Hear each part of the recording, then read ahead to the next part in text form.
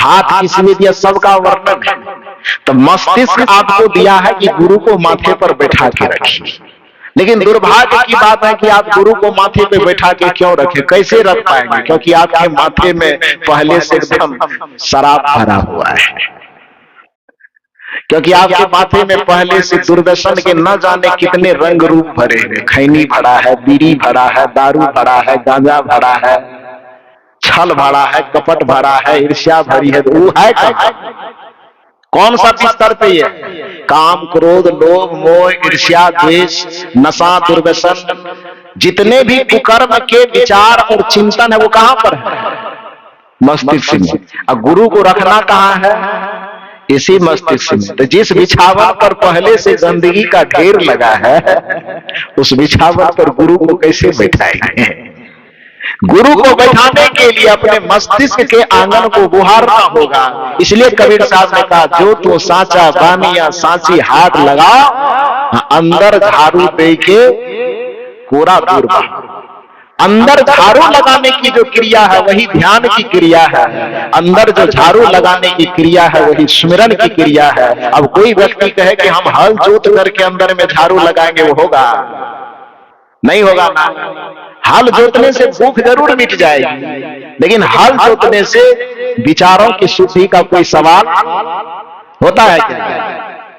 आप लोग मेरी बात से सहमत हैं कि नहीं? क्योंकि हल सेवा का कार्य है, उसको पवित्रता पूर्वक करने से लोगों के रोजी रोटी की व्यवस्था की जा सकती है, भूख मिटाई जा सकती है। लेकिन हल चलाने से हमारे विचार की शुद्धि भी हो जाएगी। वो हल चलाने से विचार की शुद्धि का कुछ लेना देना नहीं है। रोड बनाने से लोग सड़क पे चलेंगे, सुविधा होगी, ये कर्म तो होगा, वो एक सेवा है, अच्छी बात है। लेकिन रोड बनाने से हमारे विचार शुद्ध हो जाएंगे, हमारा खैनी बीड़ी खाना पीना छूट जाएगा, ऐसा भी हो जाएगा क्या? तो नहीं होगा ना। तो वैचारिक शुद्धि नहीं हो सकती उससे। वैचारिक, जिस कर्म से लोगों को सुविधा मिले उस कर्म को सेवा कहते हैं, और जिस कर्म को करने से आदमी का चेतना और चिंतन शुद्ध हो उसी को विकर्म कहा जाता है, उसको पूजा कहा जाता है। तो इसलिए गुरु को सिर पर रखिए, या सिर पर के बदले सिर में रखने की बात कीजिए। तो गुरु को सिर में रखने की जो भूमिका है वह भूमिका आपके विकर्म को प्रतिपादित करता है।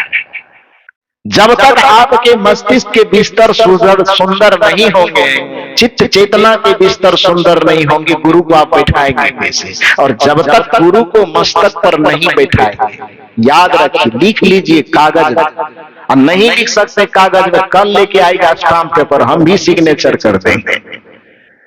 जब तक गुरु को अपने मस्तक पर नहीं बैठाएंगे, दुनिया का कोई काम कर लीजिए, कुछ भी कर लीजिए, फिर भी आप दुखों से बच नहीं पाएंगे। कुछ न कुछ लगा रहेगा, चाहे दैहिक ताप लगा रहेगा, दैविक ताप लगा रहेगा, भौतिक ताप लगा रहेगा। क्योंकि आदमी के जीवन से संकटों का तभी निवारण होगा जिस जगह से संकटपूर्ण विचार उत्पन्न होता है, उसी जगह पर जब तक गुरु को न बैठाया जाए। क्योंकि प्रतिभा आपके मस्तिष्क पर जब बैठती है तभी आपके संकट दूर होते हैं। ये केवल आप कबीर पंथ के उदाहरणों से न समझो तो थोड़ा दूसरी जगह का भी उदाहरण हो सकता है आपके मन में हो कि ये लोग गुरु की भक्ति करते हैं, इसलिए गुरु की इतनी बड़ाई कर रहे हैं कि गुरु जी को कपार पे बैठाओ तो दुख से मुक्त हो जाओ। इसको थोड़ा दूसरे उदाहरण से भी समझ लो। श्रीमद् भागवत महापुराण सुने हैं कभी भी न सुने हैं, कभी न कभी मौका लगा, प्रत्यक्ष न भी सुने होंगे कभी। तो आजकल तो मीडिया का जमाना है, मोबाइल है, तो बिस्तर पर लेटे लेटे भी वृंदावन पास ही आ जाता है। आता ही नहीं आता है, जिसको मंगाना चाहो सब आ जाते हैं। तो उसमें यदि श्रीमद् भागवत कथा सुनने, समझने, देखने का कभी मौका लगा होगा तो उसमें एक कहानी जानते होंगे ना, कि कृष्ण जी के आगमन से पहले कंस को जब सूचना मिलती है कि देवकी को ससुराल पहुंचाने जा रहे हो, क्योंकि देवकी कंस की बहुत लाडली बहन थी, बहुत प्यारी बहन, इतना प्रेम करते थे वो देवकी जी से कि जब देवकी की शादी हुई वसुदेव जी से, वसुदेव कंस के परम मित्र थे और देवकी उसकी अपनी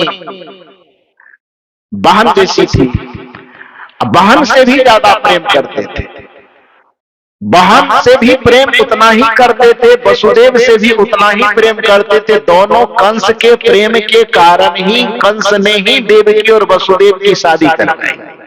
और जब विदा होने लगे तब इसी से प्रमाण लगाइए कि कितना प्रेम करते होंगे कि रथ चलाने वाले सारथी को कंस ने कहा कि भैया तू आज रथ छोड़ दे, मैं राजा हूं दूसरे लोगों के लिए, लेकिन आज मुझे अपने बहन का भाई बनना है। और बड़े स्नेह बड़े सम्मान के साथ सारथी को उठा करके कंस उस रथ पर बैठ करके अपने हाथ में घोड़ा का रस्सी थामते हैं और कंस ही रथ को चलाते हुए ले जाते हैं। तो जो एक राजा सारथी बनने के लिए तैयार हो जाएगा बिना प्रेमे का,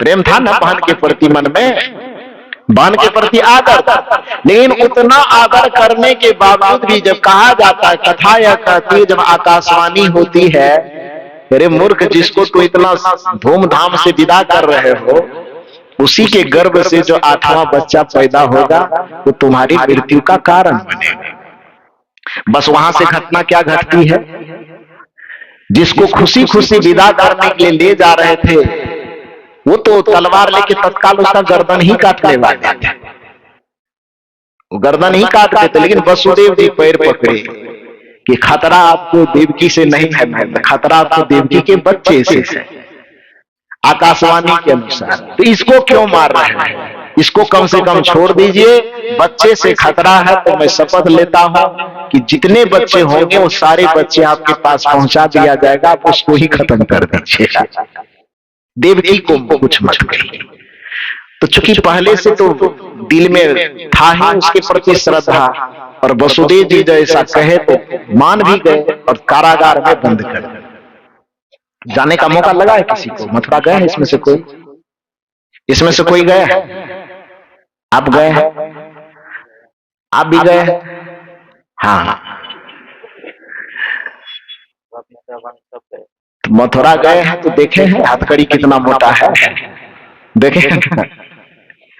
मैं आश्चर्यचकित हो गया जब ऊपर चढ़ा मंदिर पर, तो सोचिए कंस कितना अत्याचारी होगा। वो जिस जेल में उनको रखा गया था, जो है अब हकीकत है कि क्या है मैं नहीं पता मुझे, लेकिन अभी जो माना जाता है कि जिस जेल के अंदर उनको रखा गया था, छत के ऊपर जब चढ़ के देखा ना, तो उसके दीवार की चौड़ाई इतनी है कि उस दीवार पर आप स्कॉर्पियो को राउंड करवा सकते हैं। समझ रहे हैं?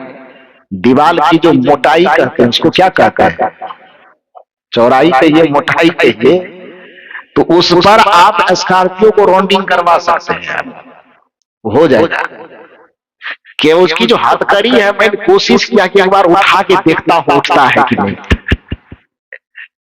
सारी ताकत लगाने के बाद बजरंगबली का नाम भी लिए फिर भी नहीं उठा।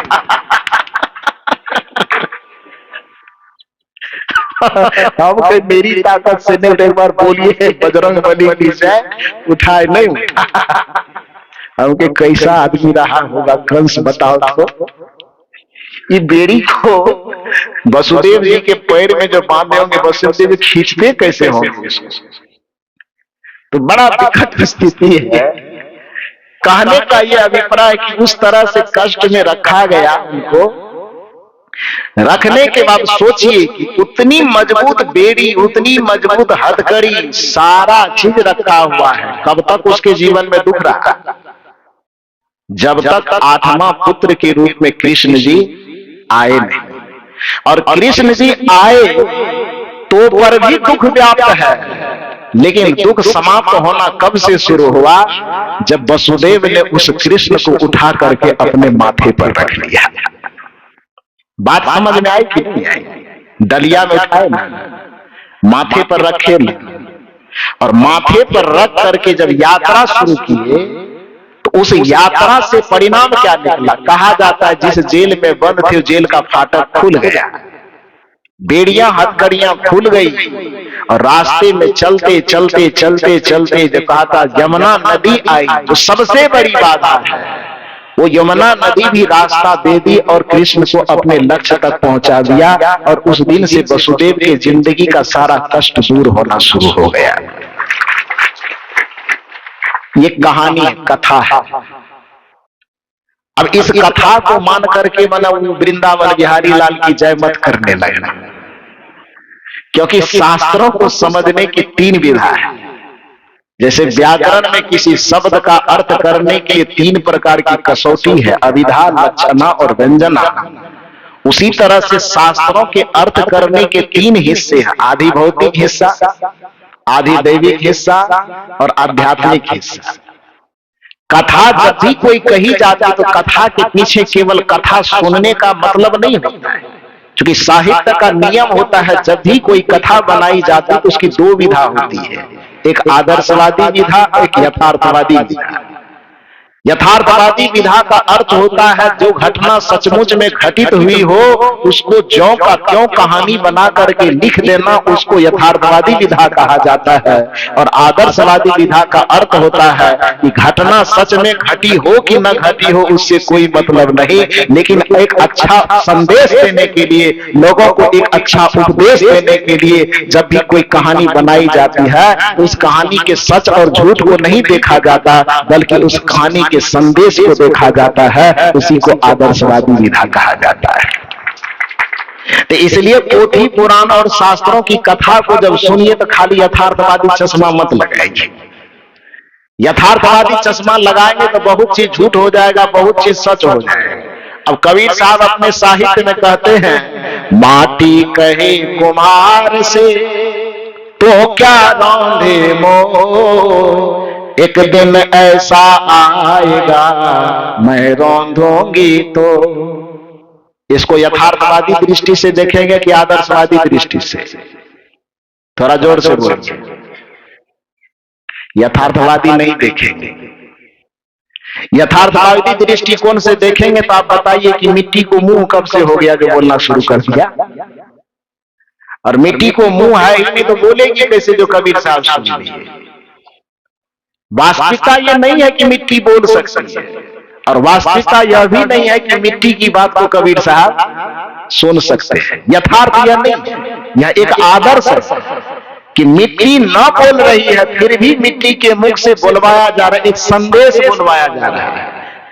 तो मिट्टी बोल नहीं सकती, किंतु उस मिट्टी के मुख से संदेश को निकाला जा सकता है। मिट्टी के स्वर को कोई सुन नहीं सकता, फिर भी उसको सुन करके एक दुनिया को संदेश दिया जा रहा है कि माटी कहे कुम्हार से तू क्या रौंदे मोह, एक दिन ऐसा आएगा मैं रौंदूंगी तो।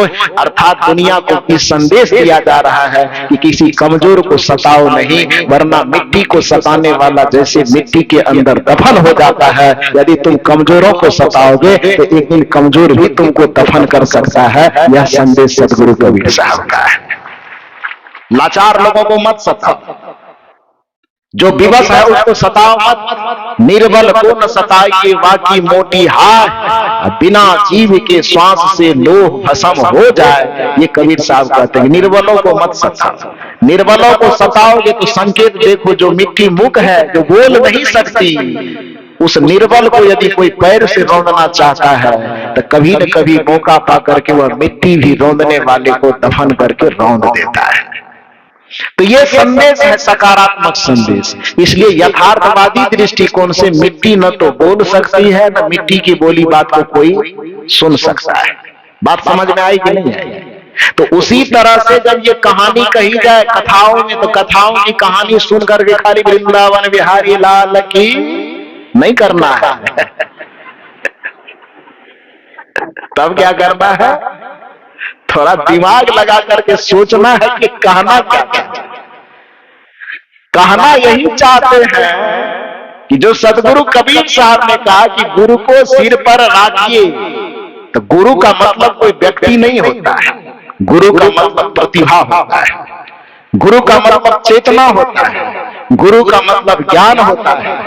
जो सदगुरु कबीर साहब ने आपको अपने मस्तिष्क पर एक परम चेतना को, एक ज्ञान चेतना को रखने की बात की, वसुदेव ने भी अपने माथे पर कृष्ण की एक चेतना को अपने माथे पर जब रखा तो उसके जीवन से दुखों का नाश हो गया, उसके जीवन से कष्टों का संहार हो गया।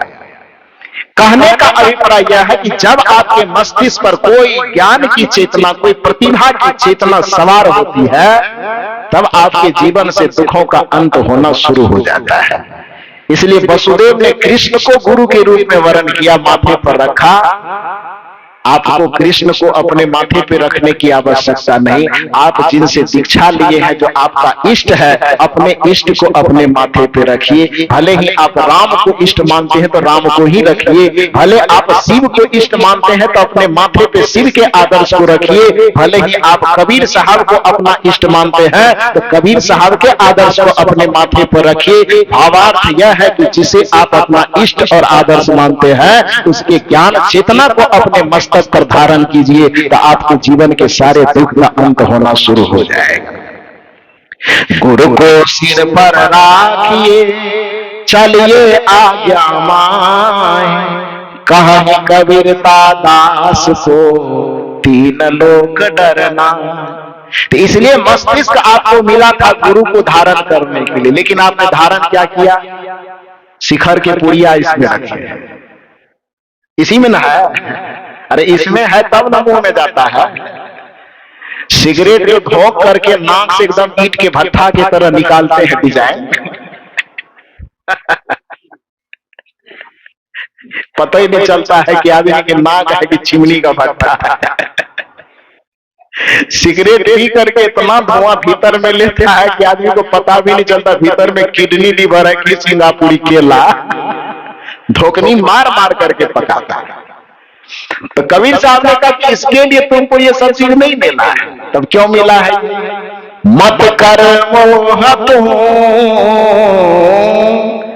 मत कर मोह तू, हरि भजन को मान रे तू, हरि भजन को मान रे। उसमें सब चीज का वर्णन है कि क्यों मिला है। नयन दिए हरि का रस कराने को, हरि का दर्शन करने के लिए नयन मिला। लेकिन कौन कौन आदमी ईमानदारी से हरि दर्शन करता है? गुरु का दर्शन ईमानदारी से कौन कौन करता है? एक समय यदि 1% आदमी भी गुरु के दर्शन स्वाभाविक रूप से करते हो, यदि ऐसा हो जाता तो इरई कला में इतने आदमी है क्या? और भी सदी रही कला वाला तो है नहीं। 30, 40, 50 किलोमीटर दूर दूर से लोग आए। हाँ, सही कह रहा हूं कि गलत कह रहा हूं? सही कह रहा हूं। आधा से ज्यादा बाहर के हमारे कुमार साहब बता रहे हैं। हाँ, तो आप ये मत सोचिए कि मैं बिहार से आया तो मैं कुछ नहीं जानता। मेरे अगल बगल में सब काम सब लगे हुए हैं।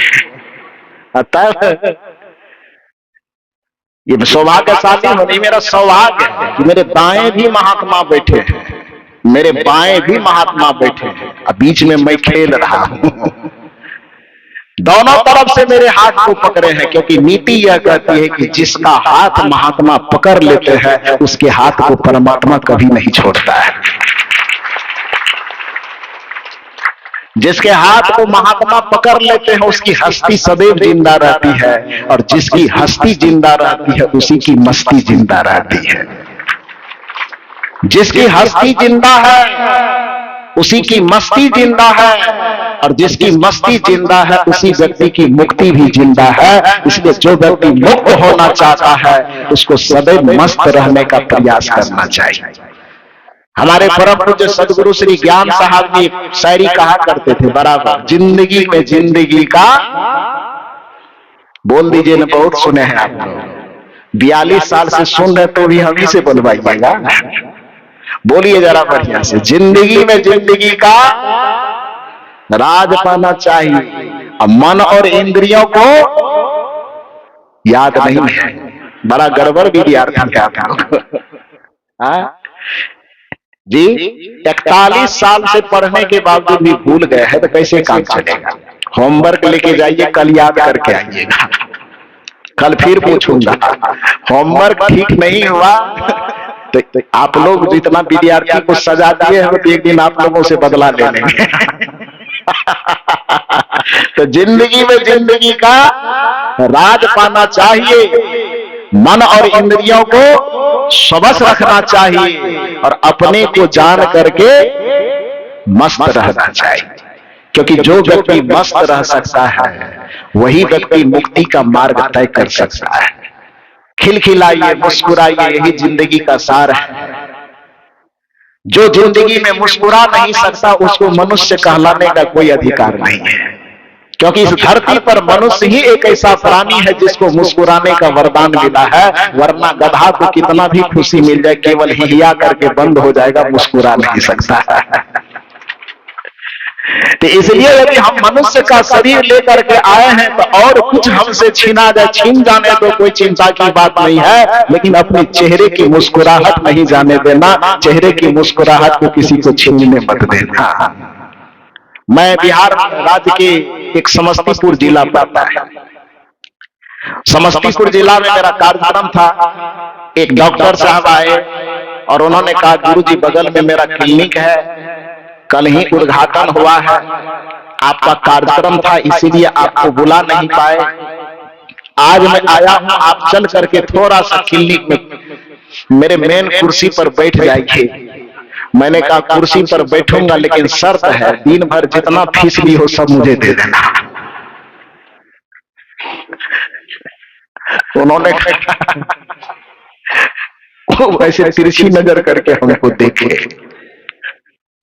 मैंने कहा दिन भर का ही मांग रहा हूं। ठीक है, भाव है। उन्होंने कहा सब आपका ही है। तो गए, वहां जाने के बाद बैठे, कुछ जो एक रिबन वगैरह टांगा था थोड़ा उद्घाटन कर दिए। उसके बाद वहां से जब निकलने लगे तो देखा कि उसके चैम्बर पर बहुत सुंदर वाक्य लिखा हुआ, तो हार्ट स्पेशलिस्ट था, हार्ट का इलाज करने वाले। तो अपने गेट पर उन्होंने लिख रखा था कि इस दरवाजे पर पैसे देकर के उस व्यक्ति को अपना दिल खोलवाने के लिए आना पड़ता है जो व्यक्ति अपने मित्रों और परिजनों के बीच में बैठ करके दिल खोल करके हंसता नहीं है। बात कुछ समझ में आई कि नहीं?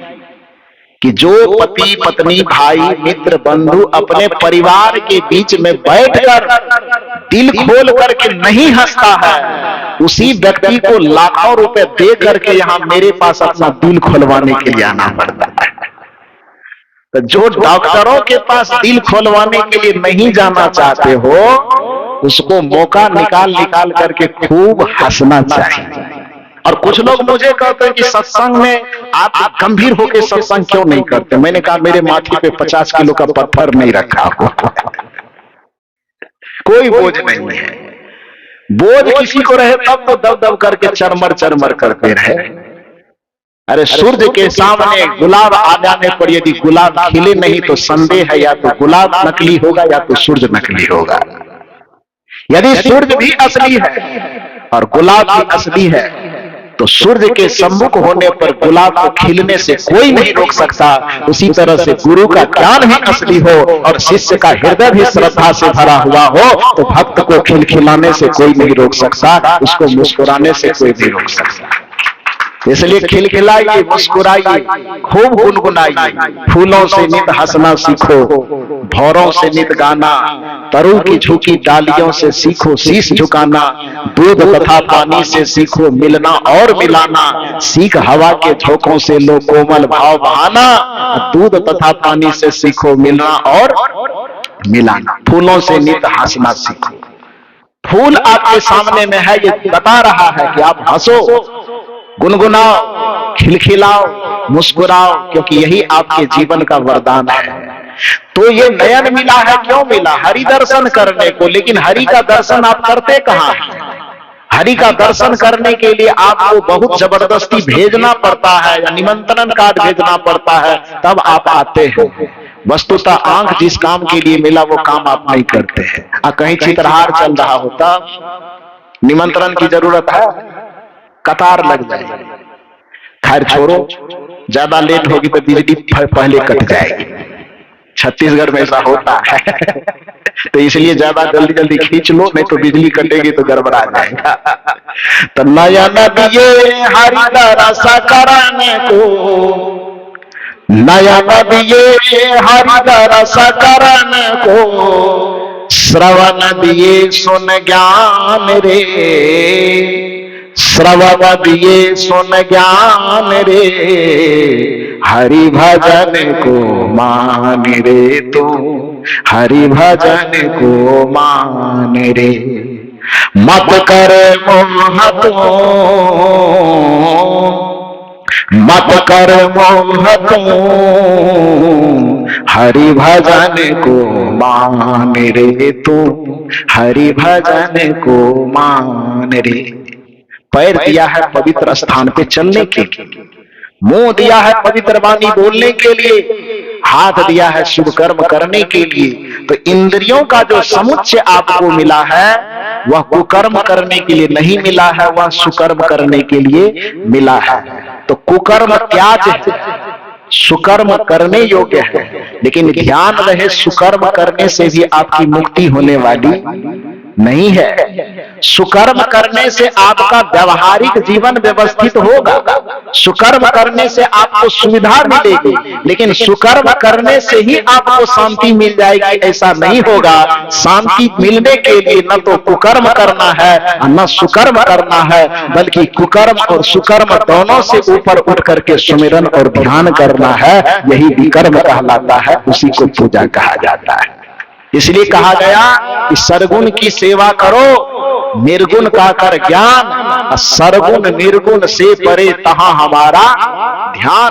और उस ध्यान की स्थिति में पहुंचने के लिए जिसे पूजा का वास्तविक प्रारूप कहा जाता है वह यही है कि सुमिरन सुरत लगाई के मुखते कछु न बोल, अब बाहर के पट बंद कर अंदर के पट खोल। और अंदर का पट खोल करके करना क्या है? तो एक काम करना है, घूंघट के पट खोल रे तो को तीन मिलेंगे। वह घूंघट का पट खोलना जब भी संभव होगा तो वह किसी कर्म से नहीं होगा, वह ध्यान से ही होगा। इसलिए ध्यान को अध्यात्म के क्षेत्र में विकर्म माना जाता है। कर्म, अकर्म, सुकर्म और विकर्म। अकर्म जो त्याग है, सुकर्म जो सेवा है, और विकर्म जो ध्यान और पूजा का विषय है। इसलिए सेवा जनित कार्य को हम पूजा ही नहीं कहेंगे, सेवा जनित कार्य को हम पूजा भी कहेंगे। ही और भी का अंतर समझिए। ही वह शब्द है जो विकल्प को मार देता है, और भी वह शब्द है जो अपना अस्तित्व रखते हुए भी दूसरे अस्तित्व को जिंदा रखता है। बात समझ में आई? इसलिए कबीर साहब जो कहते हैं जो कुछ करो सो पूजा, तो वह जो कुछ करो सो पूजा को, जो कुछ कर्तव्य को पूजा नहीं बता रहा, पूजा के समान बता रहा है।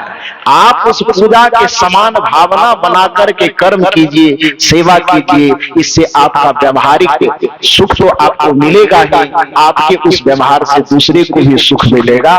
तो इंद्रियों के माध्यम से सेवा कार्य और इंद्रियों के माध्यम से होने वाले कुकर्म को, अपकर्म को हमें छोड़ देना है। इंद्रियों से होने वाले सुकर्म को हमें पूजा के समान करना है, और संत गुरुजनों के माध्यम से युक्ति विधि जान करके हमें सुमिरन ध्यान और चिंतन भी करते रहना है। जब ये कार्य हम करेंगे तो अकर्म छूटेगा, सुकर्म व्यवस्थित होगा, और विकर्म से जो हमारी मुक्ति का मार्ग तय होगा, तभी हमारा जीवन सार्थक और सफल होगा।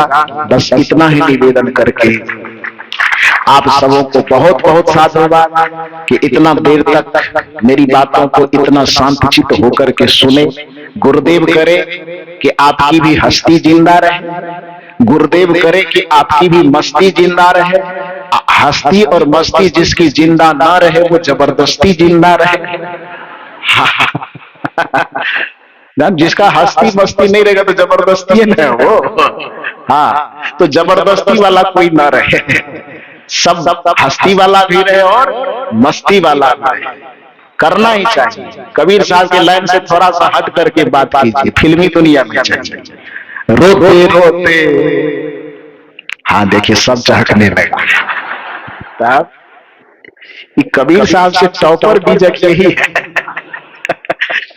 बीजक याद नहीं है लेकिन गाना याद है। रोते रोते हंसना सीखो, हंसते हंसते रोना। लेकिन गाना भी याद करो तो गाना में भी बीजक का पॉइंट ही घुसेगा, क्योंकि जो बीजक कह रहा है कि बहुत दुख दुख की खानी तब बची हो जब राम ही जानी, तो फिल्म का गाना ही क्यों न सुनो, अध्यात्म का सार वहां भी बैठा हुआ है।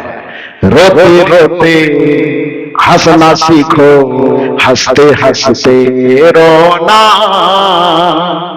बीजक कैसे प्रवेश किया हुआ है? तो जितनी चाबी भरी दुकान में, क्या बोले? जितनी चाबी भरी मकान में, इधर से मकान बोल रहा है क्या? तब क्या बोल रहे हैं? जितनी चाबी भरी मकान में, ना गड़बड़ हो गया दुकान में। तब क्या? राम दुनिया की चीज है कि राम अध्यात्म की चीज है? लोगों को लगता है कि दुनिया की चाबी भर के दुकान, मकान, रुपया, पैसा, सोना चांदी की चाबी भरवा करके हम मस्ती खरीद लेंगे। वो होगा? गुरु के पास आना पड़ेगा। जितनी चाबी भरी राम ने, उतना चले खिलौना। आगे आप गाइए ना, हम अकेले गाएंगे कर्जा खाए आपका? गाइए। जितनी चाबी भरी राम ने, उतना चले। इतना कमजोर से क्यों गा रहे हैं? गड़बड़ लग रहा है। कमजोर से गाएंगे तो रात भर ऐसे इतने पॉइंट पर अटके रह जाएंगे, एक ही पंक्ति को रात भर दोहराएंगे, तो रात भर आपको बैठना ना पड़े, इसलिए जोर से दोहराएंगे। जितनी चाबी भरी राम ने, उतना चले